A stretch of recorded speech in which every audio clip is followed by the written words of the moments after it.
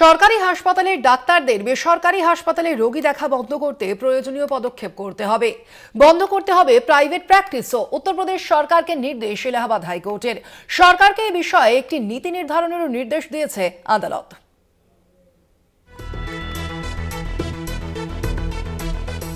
সরকারি হাসপাতালের ডাক্তার বেসরকারি হাসপাতালে রোগী দেখছেন, এমনটাই অভিযোগ উঠেছিল প্রয়াগরাজের মতিলাল নেহেরু মেডিকেল কলেজের এক চিকিৎসকের বিরুদ্ধে।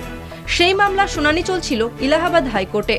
ওই চিকিৎসকের বিরুদ্ধে এক রোগীর পরিবার অভিযোগ তোলে, বেসরকারি প্রতিষ্ঠানে এক রোগীর ভুল চিকিৎসা করেছেন অভিযুক্ত চিকিৎসক। তার বিরুদ্ধে উত্তরপ্রদেশের উপভোক্তা বিষয়ক দপ্তরে অভিযোগও জমা করে। ওই অভিযোগের বিরুদ্ধে হাইকোর্টের দ্বারস্থ হন প্রয়াগরাজের মেডিকেল কলেজের চিকিৎসক। আদালতের মতে বহু ক্ষেত্রেই দেখা যায় যে রাজ্যের সরকারি হাসপাতাল এবং মেডিকেল কলেজগুলিতে ডাক্তারেরা রোগী দেখতে চান না। বেশিরভাগ রোগীদেরই তারা কোনো বেসরকারি হাসপাতালে স্থানান্তর করে দেন। শুধুমাত্র টাকার জন্য চিকিৎসকদের মধ্যে রোগীদের বেসরকারি হাসপাতালে স্থানান্তর করার প্রবণতা তৈরি হচ্ছে বলে মনে করছে এলাহাবাদ হাইকোর্ট। এ বিষয়ে আদালত জানায়,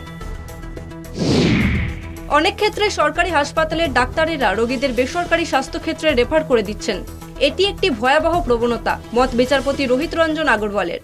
কিন্তু সরকারি হাসপাতালে কর্মরত অবস্থায় কিভাবে ওই চিকিৎসক বেসরকারি প্রতিষ্ঠানে রোগী দেখার অনুমতি পান, প্রশ্ন তুলছে আদালত।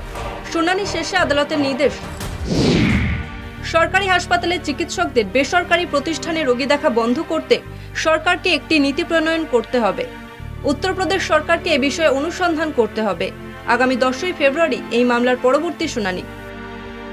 সরকারি হাসপাতালের ডাক্তারদের বেসরকারি প্রতিষ্ঠানে রোগী দেখার ক্ষেত্রে প্রত্যেক রাজ্যের আলাদা আলাদা নীতি রয়েছে। পশ্চিমবঙ্গের ক্ষেত্রে নির্দিষ্ট বেশ কিছু শর্ত সাপেক্ষে স্বাস্থ্য ভবন থেকে প্রয়োজনীয় অনুমতি নিয়ে সরকারি হাসপাতালের চিকিৎসকেরা বাইরে রোগী দেখতে পারেন। কলকাতা টিভি।